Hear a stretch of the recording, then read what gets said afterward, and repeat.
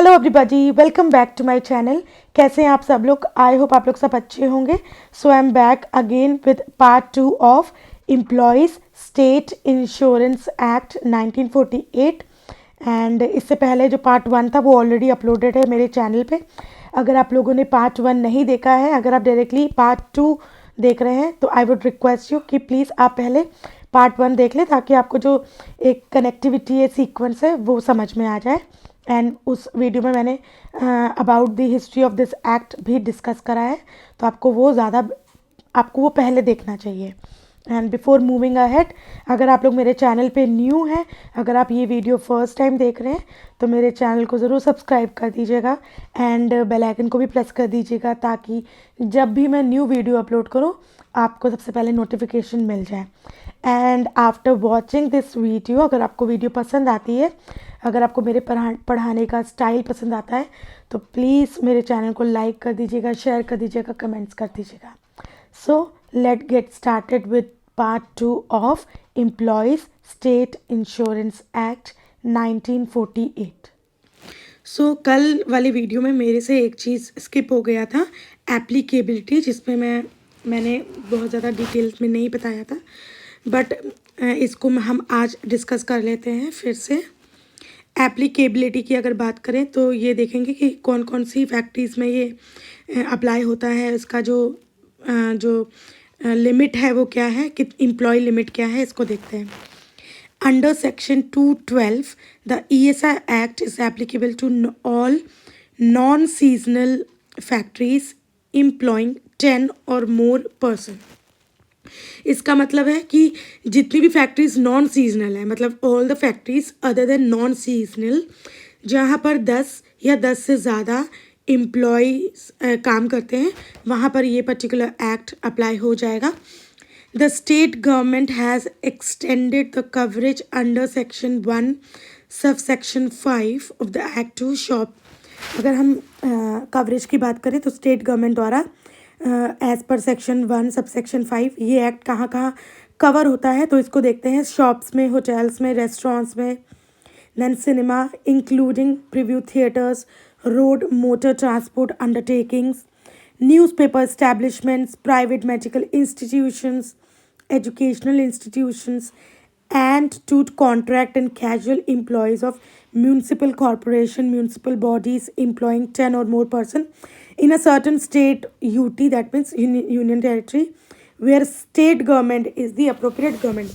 तो जहाँ पर स्टेट गवर्नमेंट अप्रोप्रिएट गवर्नमेंट है, वहाँ पर जो स्टेट गवर्नमेंट है उसने ये पर्टिकुलर एक्ट को इन सारी प्लेसेस में भी कवरेज दी है।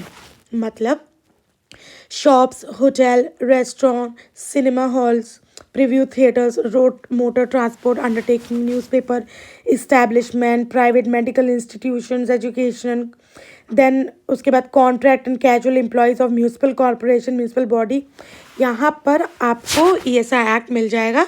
और यहाँ पर भी कहाँ, जहाँ पर 10 से ज़्यादा लोग काम करते हैं। The central government has extended the coverage to shops, hotel, restaurants, road motor transport establishment, cinema, including preview theaters, newspaper establishment, engaged in insurance business, and establishment engaged in insurance business, non-banking financial companies, port trust, airport authorities, warehouse establishment employing 20 or more person. तो this is very important to note. अगर हम state government की बात कर रहे हैं तो आप प्लीज़ इसको ध्यान में रखिएगा कि स्टेट गवर्नमेंट का जो कवरेज है इस पर्टिकुलर एक्ट का, वो कहाँ कहाँ है, और 10 या उससे ज़्यादा। लेकिन अगर हम सेंट्रल गवर्नमेंट की बात करते हैं तो वो इन सारी इस्टेब्लिशमेंट जो यहाँ पर लिखी हुई हैं, ये सारी इस्टेब्लिशमेंट्स में ये जो पर्टिकुलर एक्ट है as per state government, central government, वो अप्लाई होगा। बट उसमें लिमिट क्या है, 20 या उससे ज़्यादा। तो प्लीज़ ये चीज़ ज़रूर नोटिस कर लीजिएगा, इसको अपनी कॉपी में लिख भी लीजिएगा। आई होप आपको ये चीज़ समझ में आ गई होगी। अगर हम वेज लिमिट की बात कर रहे हैं तो wage limit for the coverage under the act effective from 1 2017, मतलब 1 जनवरी 2017 से अगर बात करें तो वेज लिमिट 21,000 पर मंथ हो गया है। 25,000 per month in case of person with disability. तो अगर कोई एम्प्लॉय या पर्सन डिसेबल है तो वहाँ पर जो उसका वेज लिमिट होगा वो 25,000 तक का होगा, बट अदरवाइज इट्स 21,000। मतलब ये सारे के सारे इस्टेब्लिशमेंट जो स्टेट गवर्नमेंट और सेंट्रल गवर्नमेंट में अभी हमने पढ़े, इन इस्टेब्लिशमेंट्स में जितने भी एम्प्लॉयज़ काम करते हैं उन एम्प्लॉयज़ का जो वेज लिमिट है वो 21,000 होना चाहिए, तभी ये पर्टिकुलर एक्ट वहाँ पर अप्लाई होगा। अगर 21 से ज़्यादा होगा तो अप्लाई नहीं होगा, और 25,000 उस केस में अगर वो एम्प्लॉय पर्सन विद डिसेबिलिटी के कैटेगरी में आता है। आई होप आपको ये चीज़ समझ में आ गई होगी। So now will move forward to another section, जो हमने लास्ट वीडियो में जहाँ से छोड़ा था उसके आगे से ही हम लोग कंटिन्यू करेंगे। सो सेक्शन 2 का सबसेक्शन 8 जो कि एम्प्लॉयमेंट इंजरी की बात करता है, मतलब हम ये डेफिनेशन ही कंटिन्यू कर रहे हैं। तो उसमें एम्प्लॉयमेंट इंजरी का मतलब क्या होता है? Means a personal injury to an employee caused by accident or an occupational disease arising out of and in the course of his employment, being an insurable employment, whether the accident occurs or the occupational disease is contracted within और outside the territorial limit of India. अभी इसका मतलब क्या है? इसका मतलब अगर आप लोगों ने अभी मैंने अपनी तरफ से एम्प्लॉयज़ कॉम्पनसेशन एक्ट नहीं करवाया है, बट इन जर्नल अगर आप लोगों ने वो ऑलरेडी पढ़ा होगा तो आपको पता होगा ये पर्टिकुलर फ्रेज का मतलब क्या होता है। कौन सा phrase? Arising out of and in the course of employment. इसका मतलब है एम्प्लॉयमेंट इंजरी का मतलब क्या होता है कि जब भी कोई एम्प्लॉय को कोई इंजरी होती है तो वो जो इंजरी हुई है उसका जो कॉज होगा वो कहीं ना कहीं उसके काम से ही रिलेटेड होना चाहिए, तभी वो एम्प्लॉयमेंट इंजरी के कैटेगरी में आएगी। काम से रिलेटेड का मतलब है कि फैक्ट्री में काम करते करते मशीन से अगर चोट लग जाती है या डेथ हो जाती है तो वो एम्प्लॉयमेंट इंजरी के अंतर्गत आएगा। देन जो काम वो कर रहा है उस काम वो जो नेचर है या जिस जो भी प्रोडक्ट से रिलेटेड जिस भी फैक्ट्री में वो काम कर रहा है, वो फैक्ट्री में जो भी काम हो रहा है, जैसे अगर केमिकल फैक्ट्री है तो वहाँ से गैसेस वगैरह बहुत आती हैं, तो ऐसे केस में उस केमिकल फैक्ट्री में काम करने वाले लोगों को कुछ स्पेसिफिक बीमारियां हो सकती हैं जो कि केवल उसी इंसान को होगी जो इंसान उस पर्टिकुलर केमिकल से एक्सपोज होगा। और वो केमिकल से एक्सपोज कैसे हो सकता है? या तो वो काम कर रहा हो या उसके नियर बाय में रहता हो फैक्ट्री में, ठीक है। तो अगर किसी एम्प्लॉय को इंजरी कब तब होती है जब वो अपनी जॉब के पर्पस से प्रीमाइसिस के अंदर, मतलब वो फैक्ट्री में मौजूद है, फैक्ट्री से घर जा रहा था, घर से फैक्ट्री आ रहा था, फैक्ट्री के काम की वजह से कहीं बाहर था तब उसका एक्सीडेंट हो जाता है, या ऑक्यूपेशनल डिजीज़ जो भी उसका ऑक्यूपेशन है, जैसे कि अगर वो कांच की फैक्ट्री में काम कर रहा है तो वो जो कांच होते हैं छोटे छोटे उसको अगर इनहेल हो जाएगा तो उससे रिलेटेड कोई डिजीज़ हो सकती है। अगर शुगर केन की फैक्ट्री में काम कर रहा है तो शुगर केन से रिलेटेड जो आप रेस्पिरेटरी आपको डिजीज़ होती हैं या आइज़ की कोई डिजीज़ हो सकती है, तो वो ऐसी डिजीज़ जो आपके वर्क आपकी जॉब से रिलेटेड हो वो ऑक्यूपेशनल डिजीज़ में आती हैं। और ऐसी इंजरी जो आपको तब हुई हो जब आप अपने जॉब पे होंगे, अपने एम्प्लॉयमेंट पे होंगे। अब एम्प्लॉयमेंट में होने का मतलब ये नहीं कि आप उस समय काम करते होंगे, ऐसा हो सकता है कि आप उस पर्टिकुलर फैक्ट्री से कहीं गए हो, मतलब काम के सिलसिले में कहीं बाहर हो, तो वहाँ पर भी आप इस वजह से थे क्योंकि आप काम में थे, अगर आप उस जॉब में थे। अगर आप उस जॉब में नहीं होते शायद आप उस प्लेस पे भी नहीं होते जहाँ पर आपका एक्सीडेंट हुआ, वो भी आपका क्या हो जाएगा, जॉब की वजह से आपका वो इंजरी हुआ है। इसीलिए फ्रेज आता है arising out of and in the course of his employment, ठीक है। अभी ये भी एक इम्पॉर्टेंट चीज़ है कि अब वो जॉब के पर्पज से अगर आउट ऑफ इंडिया भी गया हुआ है तो भी वो इंडिया से बाहर भी होगा तो भी वो जो एम्प्लॉयमेंट इंजरी जो कैटेगरी है उसमें आ जाएगा, क्योंकि इसमें ऑलरेडी मेंशन है कि विद इन और outside the territorial limit of India. तो टेरिटोरियल लिमिट इंडिया से बाहर हो सकता है, बट अगर वो इंडिया से बाहर भी है बट वो किसकी वजह से बाहर है, जॉब की वजह से बाहर है, तो भी वो एम्प्लॉयमेंट इंजरी की कैटेगरी में आएगा। अब ये इम्पॉर्टेंट क्यों है? और इसमें एक और चीज़ इंपॉर्टेंट है, वो जो जॉब है या वो जो फैक्ट्री है या जो वो इस्टेब्लिशमेंट है, वो ऑब्वियसली एक इंश्योर्ड इस्टेब्लिशमेंट होनी चाहिए, मतलब एक ऐसी इस्टेब्लिशमेंट होनी चाहिए जो कि एम्प्लॉय स्टेट इंश्योरेंस एक्ट के तहत गवर्न हो रही है।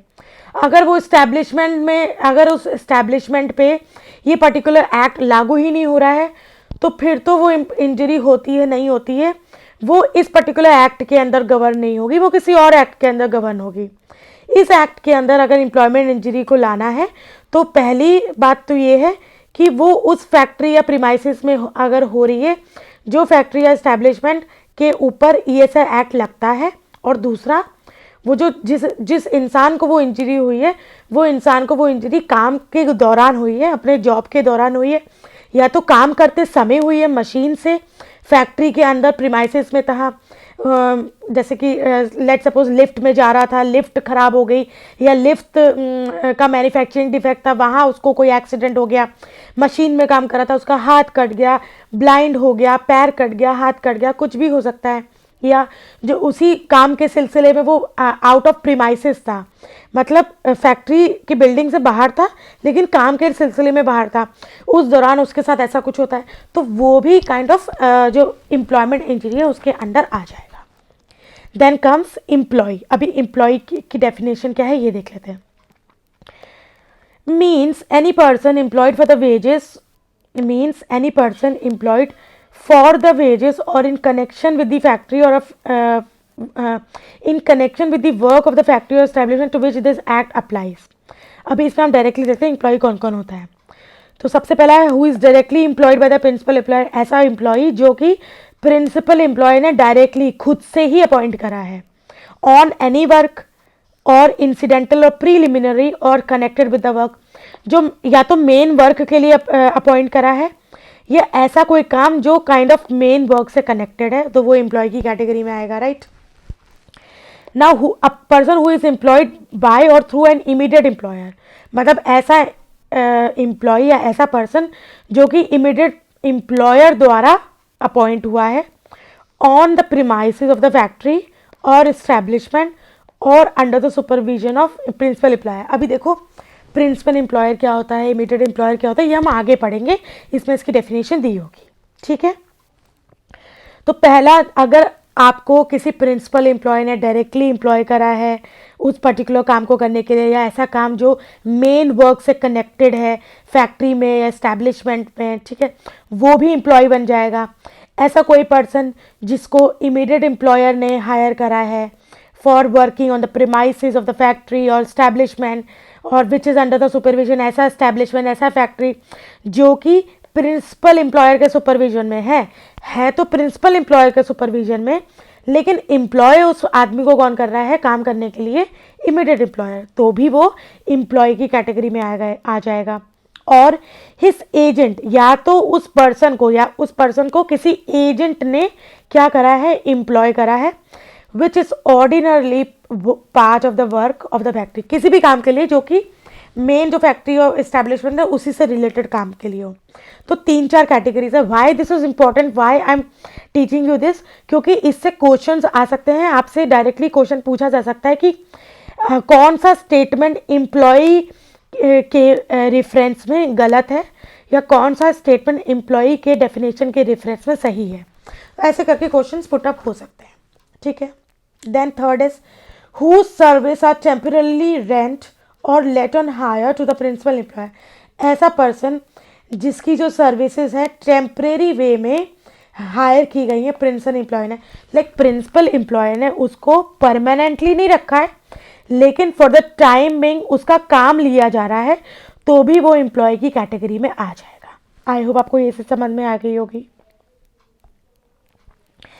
एंड ऑल्सो इंक्लूड, तो इसके अलावा और कौन कौन सी चीज़ें इंक्लूड करता है, एक सेकेंड, हाँ, and also include any person employed for the wages और any work connected with the administration of the factory और एस्टैब्लिशमेंट और एनी पार्ट डिपार्टमेंट और ब्रांच देयर ऑफ और with the purchase of raw material और the distribution और sales of product. तो ये तो सारी चीज़ें इतनी इंपॉर्टेंट नहीं है, इसमें ये बस ये लिखा है कि एंड इस पे कौन कौन सा पर्सन और इंक्लूड होता है जो कि वेजेस के लिए हायर किया गया हो, चाहे वो काम कोई भी हो। Work which is connected with the administration, factory, establishment, उसका कोई ब्रांच, कोई डिपार्टमेंट। रॉ मटेरियल की परचेज के लिए कोई काम ऐसा है जिस काम के लिए आप रॉ मटेरियल को परचेज करो, ऐसा कोई काम है, उसके लिए अगर किसी पर्सन को हायर किया गया वेजेस के लिए तो भी वो आ जाएगा। और the distribution of sale of the product, the factory और एस्टैब्लिशमेंट और any person engage as a apprentice. तो दिस इज वेरी इंपॉर्टेंट कि यहाँ पर एक चीज़ बोली गई है, इस पर्टिकुलर एक्ट में अप्रेंटिस को तो माना जा रहा है कि मेन एम्प्लॉय होगा, मतलब कि अप्रेंटिस भी एम्प्लॉय की डेफिनेशन के अंडर आएगा। लेकिन अगर ये पर्सन अप्रेंटिस है और वो अप्रेंटिसशिप एक्ट के अंदर गवर्न होता है तो फिर वो इस एक्ट के अंदर एम्प्लॉय की डेफिनेशन में नहीं आएगा। ठीक है, ये ध्यान रखना। मतलब अगर वो अप्रेंटिस है लेकिन वो इस पर्टिकुलर एक्ट के अंडर गवर्न नहीं होता तो वो इस एक्ट के अंदर ईएसआई के अंदर एम्प्लॉय की कैटेगरी में आ जाएगा।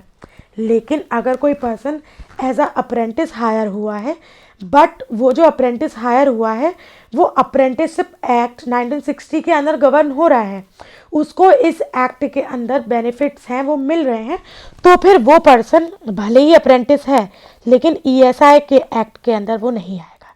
ठीक है, and include such person engaged as apprentice whose training period is extended to any length of time but does not include। और इसके बाद एक और है कि कौन सा पर्सन आ सकता है, एंड ऑल्सो इंक्लूड। तो ऐसा पर्सन भी इस पर्टिकुलर एक्ट यानी कि ईएसआई की एम्प्लॉय की कैटेगरी में आ जाएगा जिस पर्सन को इंगेज किया गया है ऑब्वियसली एज एन अप्रेंटिस और एक पर्टिकुलर टाइम पीरियड के लिए। तो ये चीज़ बहुत इंपॉर्टेंट है नोट डाउन करने के लिए कि अगर किसी पर्सन को एज एन अप्रेंटिस आपने रखा है बट वो पर्सन क्योंकि अप्रेंटिस है और अप्रेंटिसशिप एक्ट के अंडर गवर्न हो रहा है, अप्रेंटिस एक्ट 1960 के अंदर गवर्न हो रहा है, तो फिर वो ईएसआई एक्ट के अंदर एम्प्लॉय की कैटेगरी में नहीं आएगा। वो तभी as an apprentice ESI act की एम्प्लॉय की कैटेगरी में आ सकता है जब वो अप्रेंटिस एक्ट 1960 के अंडर गवर्न नहीं हो रहा है। और कौन कौन है जो एम्प्लॉय की कैटेगरी से बाहर है, तो इंडियन नेवी का कोई बंदा, मिलिट्री एयर फोर्सेस वाला, और ऐसा कोई पर्सन जो कि एम्प्लॉयड है, any person so employed whose wages exceed such wages as may be prescribe. तो अभी हमने जैसे पढ़ा कि 21,000 का जो वेज लिमिट है, ठीक है, और पर्सन विद डिसेबिलिटी की बात करें तो PWD, एक सेकेंड, पर्सन विद डिसेबिलिटी में 25,000 की ये लिमिट है। तो अगर किसी पर्सन की सैलरी इससे ज़्यादा है तो वो भी एम्प्लॉय की कैटेगरी से बाहर है। आई होप आपको ये चीज़ समझ में आए। Provided that an employee whose wages excluding remuneration for overtime work exceed such wages as may be prescribed by the central government at any time after the beginning of the contribution period and not before।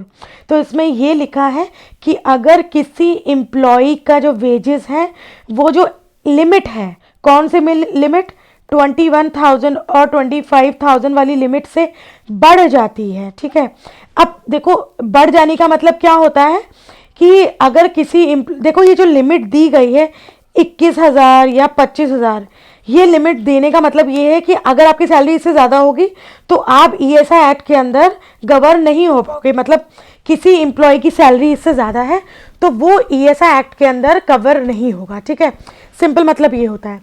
अभी इस particular जो paragraph है इसके according ये बोला जा रहा है कि अगर किसी भी एम्प्लॉय की जो वेज है वो जो भी सेंट्रल गवर्नमेंट ने जो लिमिट रखी है 21,000 उससे बढ़ जाती है, और वो कब बढ़ रही है, कंट्रीब्यूशन पीरियड के स्टार्ट होने के बाद बढ़ रही है।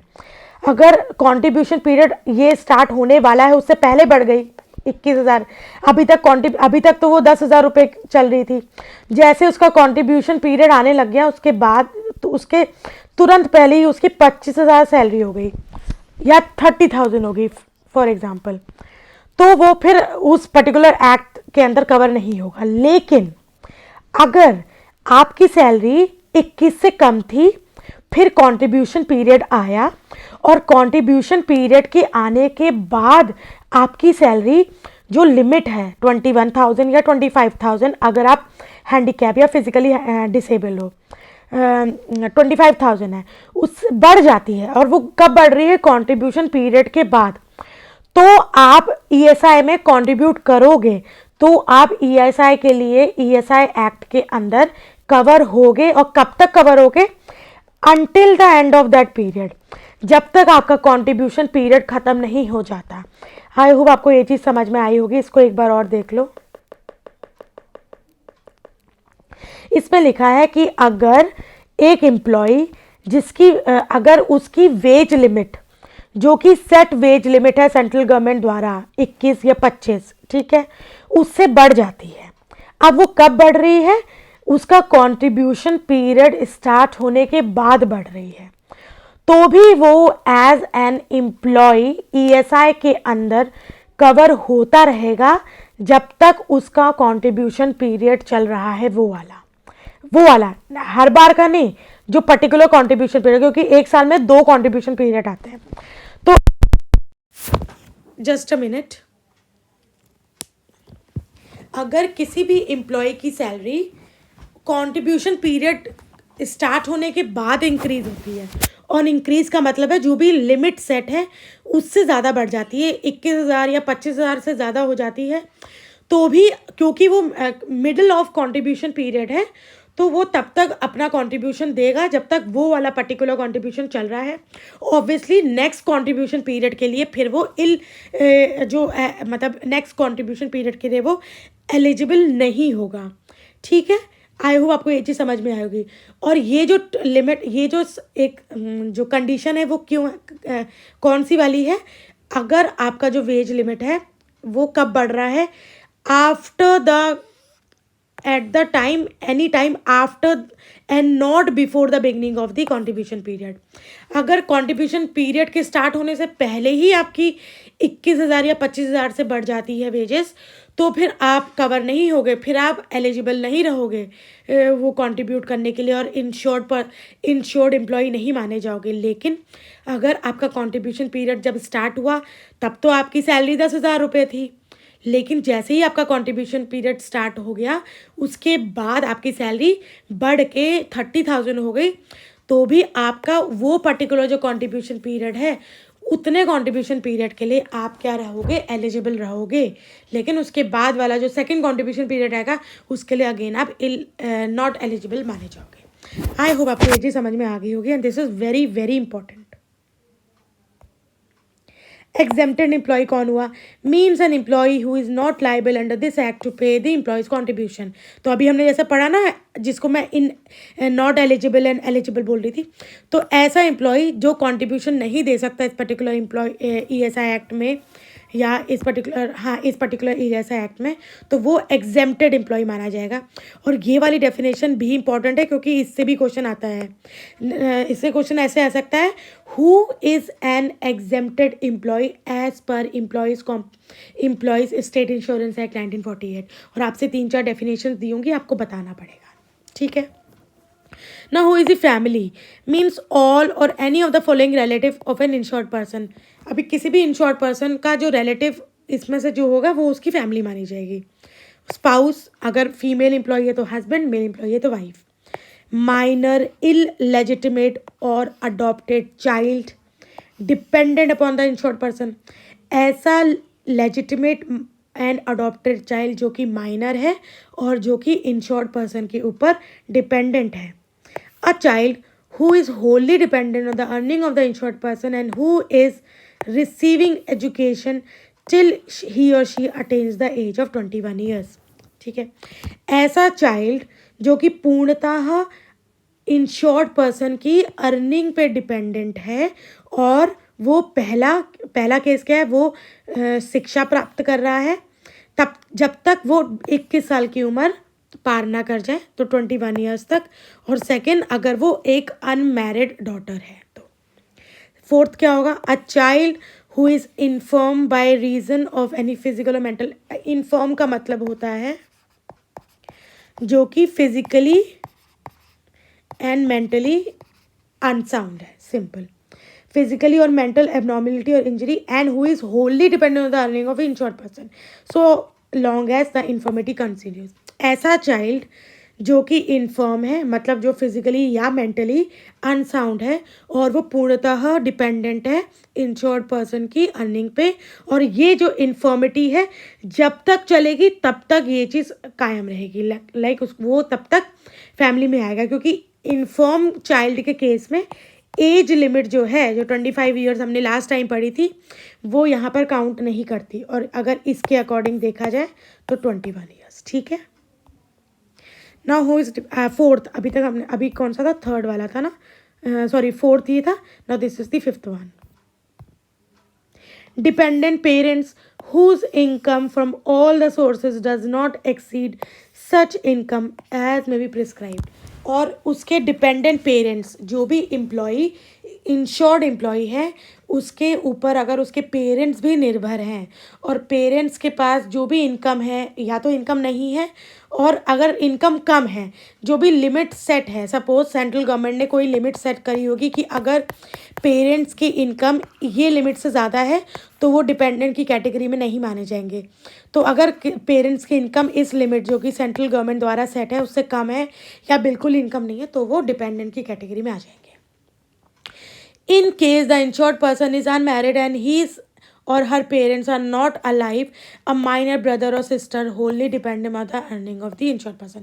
अगर कोई इंश्योर्ड पर्सन अनमैरिड है और उसके खुद के पेरेंट्स, चाहे वो इंश्योर्ड पर्सन मेल है या फीमेल है, डजेंट मैटर, उसके खुद के पेरेंट्स आर नॉट अलाइव, ऐसे केस में उसके जो भाई बहन हैं, बट भाई बहन माइनर होने चाहिए और वो पूरी तरह से उस इंश्योर्ड पर्सन के ऊपर अगर डिपेंडेंट है उसकी अर्निंग पे, तो भी वो फैमिली ही माने जाएंगे। फैमिली क्यों पढ़ रहे हैं हम लोग, क्योंकि फैमिली का मतलब यहाँ पर हो जाता है कि जब भी इंश्योरेंस के लिए आप अप्लाई करोगे इस पर्टिकुलर एक्ट के अंदर, तो आपको नॉमिनी के लिए भी अप्लाई करना पड़ेगा। तो नॉमिनी वही बन सकता है जो कि इंश्योर्ड पर्सन का फैमिली मेम्बर हो, और फैमिली मेम्बर नहीं है तो वो नॉमिनी भी नहीं बन सकता। Fifth, dependent parents whose income from all sources does not exceed such income as may be prescribed by the central government।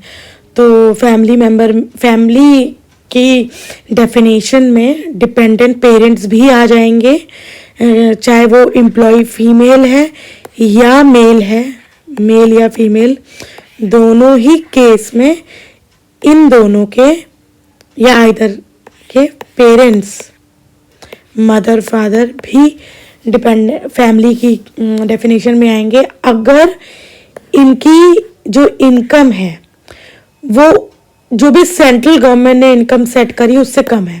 Central government ने ऐसा कोई नोटिफिकेशन दिया होगा कि अगर जो एम्प्लॉई है, चाहे वो मेल एम्प्लॉई है या फीमेल एम्प्लॉई है, उनके पेरेंट्स, ठीक है, अपने से खुद कमाते हैं या उनके पास एक इनकम है और वो इनकम सपोज XYZ से ज़्यादा है, ये जो लिमिट है इससे ज़्यादा है, तो वो पेरेंट्स एम्प्लॉय की फैमिली के डेफिनेशन में नहीं आएंगे। अगर इससे कम होगी तो आ जाएंगे, ठीक है।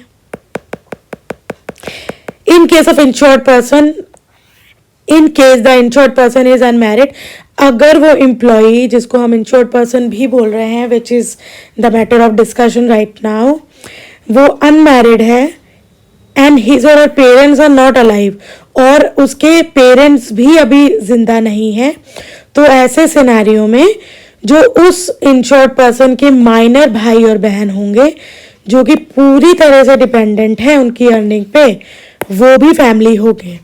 इमीडिएट एम्प्लॉयर कौन होता है?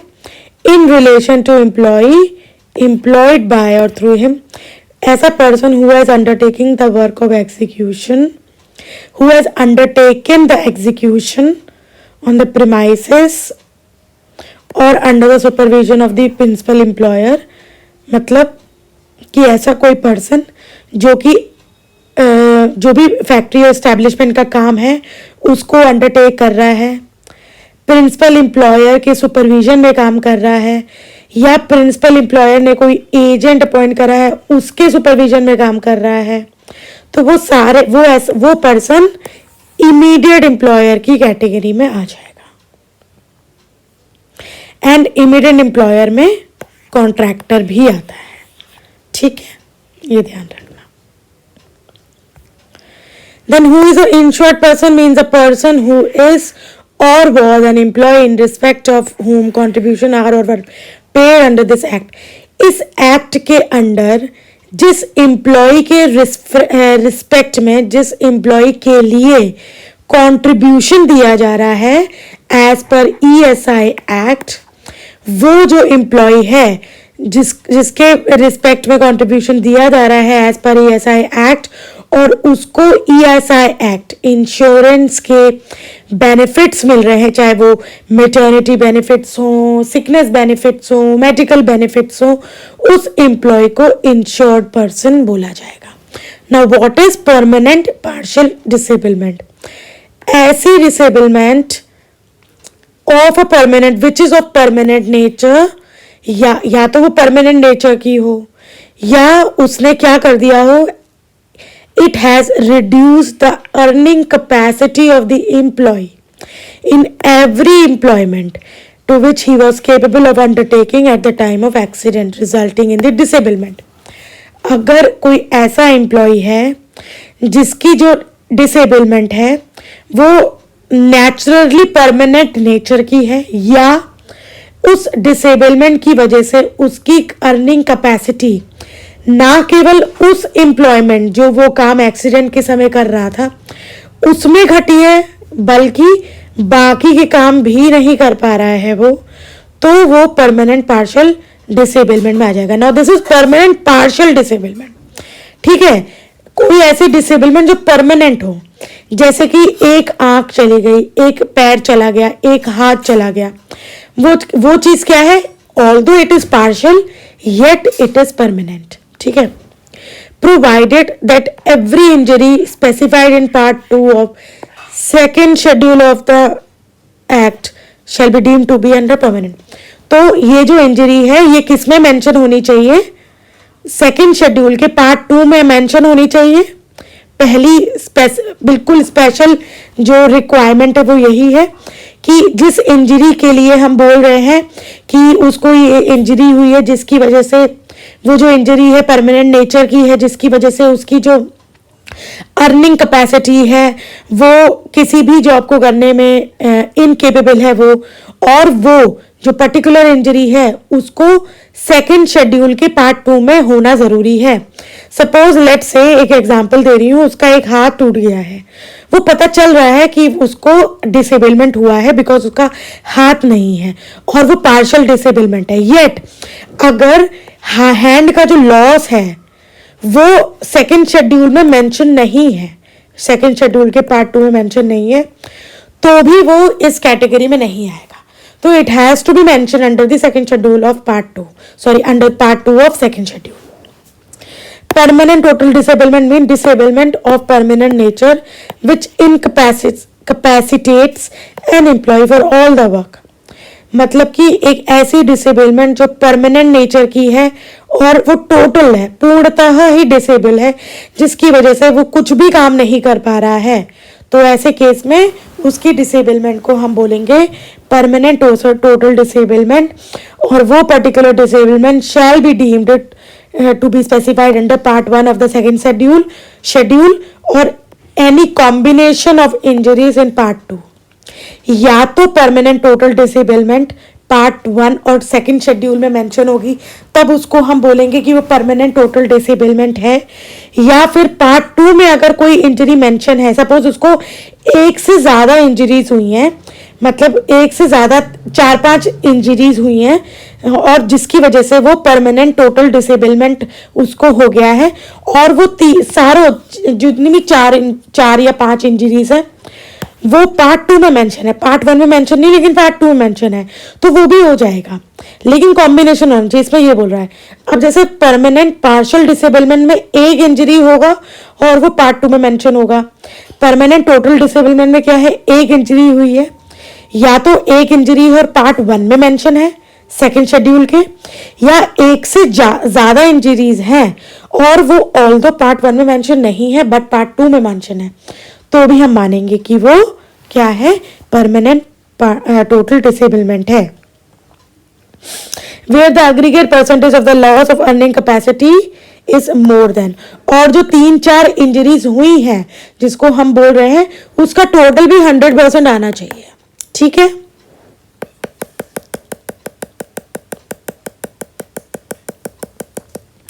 मैं आपको एक बार और बता देती हूँ। परमानेंट टोटल डिसेबलमेंट में, परमानेंट टोटल डिसेबलमेंट में दो कंडीशंस दी हुई हैं। ए, या तो इंजरी सेकंड शेड्यूल के पार्ट 1 में होनी चाहिए, या अगर उसको एक से ज़्यादा इंजरीज हुई हैं तो वो सारी इंजरीज पार्ट 2 में मेंशन होनी चाहिए, सेकंड शेड्यूल के पार्ट 2 में मेंशन होनी चाहिए, और जितनी भी इंजरीज हुई हैं उसका जो टोटल है वो 100% आना चाहिए। तब जाके उसको माना जाएगा कि वो क्या है, 100% या उससे ज़्यादा होनी चाहिए, तब जाके माना जाएगा कि वो एक परमानेंट टोटल डिसेबलमेंट है। प्रिंसिपल एम्प्लॉय कौन होता है? इन एवरी फैक्ट्री, किसी भी अगर कोई फैक्ट्री है तो वहाँ का ओनर प्रिंसिपल एम्प्लॉयर होगा, occupier of the factory principal employer होगा, मैनेजिंग एजेंट प्रिंसिपल एम्प्लॉयर होगा, या legal representative of the deceased owner. अगर ओनर था, उसकी डेथ हो गई है तो उसका लीगल रिप्रेजेंटेटिव प्रिंसिपल एम्प्लॉयर होगा, अगर जो प्रीमाइसेस या जो बिल्डिंग है वो फैक्ट्री है।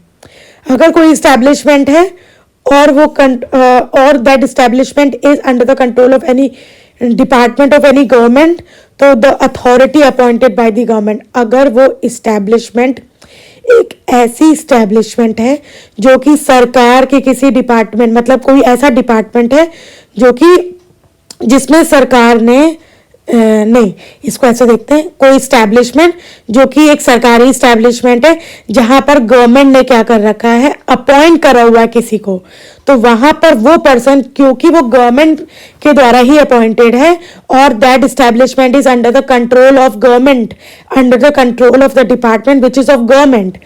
एक इस्टेब्लिशमेंट है जिसका पूरा कंट्रोल इस डिपार्टमेंट के पास है और ये डिपार्टमेंट एक गवर्नमेंट का डिपार्टमेंट है, तो इस डिपार्टमेंट के ऊपर अगर किसी गवर्नमेंट ने कोई अथॉरिटी का अपॉइंट करा हुआ है तो वो अथॉरिटी भी प्रिंसिपल एम्प्लॉयर कहलाएगी।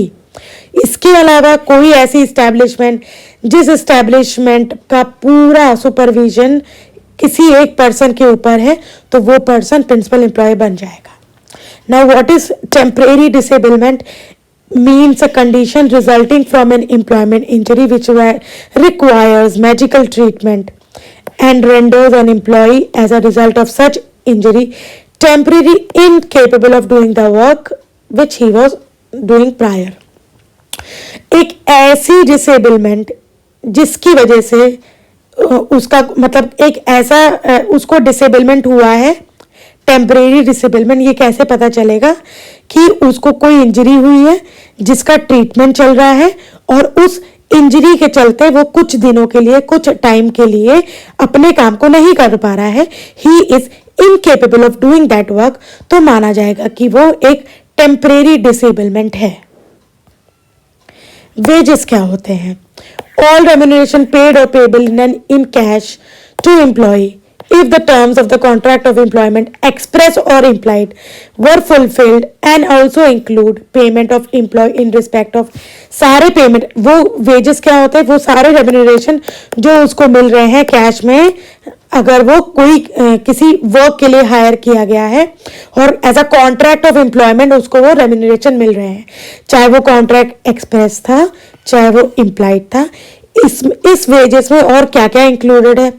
वो पेमेंट भी इंक्लूडेड है जो उसको मिला है जब उसने ऑथराइज कोई लीव ली थी, जैसे कि लीव विद वेजेस, लॉकआउट की वजह से कोई पेमेंट मिला है, स्ट्राइक की वजह से कोई पेमेंट मिला है, स्ट्राइक इलीगल नहीं होनी चाहिए, ले ऑफ का कोई कॉम्पनसेशन मिला है, या उसके अलावा कोई और रेम्यूनरेशन है। लेकिन क्या वेजेस की कैटेगरी में नहीं आएगा? कोई कॉन्ट्रीब्यूशन जो एम्प्लॉयर दे रहा है एज पेंशन, ट्रैवलिंग अलाउंस, कोई ऐसा स्पेशल एक्सपेंसेस, कोई ग्रेचुटी का अमाउंट, ये कोई भी चीज़ वेजेस की कैटेगरी में नहीं आएगी। नाउ कम्स चैप्टर 2 जिसको हम थर्ड पार्ट में डिस्कस करेंगे, क्योंकि एक्ट बड़ा है और मैं नहीं चाहती हूँ कि एक पार्ट में बहुत ज़्यादा कंटेंट में इन्वॉल्व करूँ, इंक्लूड करूँ, इसलिए मैं छोटे छोटे पार्ट्स में ये एक्ट ला रही हूँ। आई होप आपको आज का जो वीडियो है वो समझ में आया होगा एंड कोई कंफ्यूजन नहीं हुआ होगा. In case you have certain confusions and you are not able to understand anything, please feel free to ask any question, any doubt in the comment section, or you can join my Telegram channel. वहाँ पर भी आप अपने doubts clear कर सकते हैं. अगर मैं वीडियोस नहीं भी बना रही हूँ तो भी मैं टेलीग्राम चैनल पे एक्टिव रहती हूँ. अगर आप मुझसे कोई क्वेश्चन पूछना चाहते हैं related to the topics, otherwise कोई ये सब जैसे HR वगैरह, बेसिकली मेरा जो सब्जेक्ट है वो HR है, मैं जिसमें मैं ज़्यादा स्पेशलाइज करती हूँ industrial relations and labour laws में. But on the in as a general अगर आपको HRM से रिलेटेड भी कोई क्वेरी होती है, कोई टॉपिक्स होते हैं, तो हम मुझसे टेलीग्राम पे पूछ सकते हैं. बट मैं आने वाले टाइम पे HR से रिलेटेड भी टॉपिक्स लाने वाली हूँ. Before that if you have any exam जो आने वाला है और उससे रिलेटेड कोई क्वेरीज हैं, you can ask me in the Telegram channel. आप मेरा ग्रुप और चैनल दोनों ज्वाइन कर सकते हैं. And yes, coming I will be back with the part 3 of this video. And अगर आपको ये वीडियो पसंद आई है तो आप सब्सक्राइब कर सकते हो मेरा चैनल.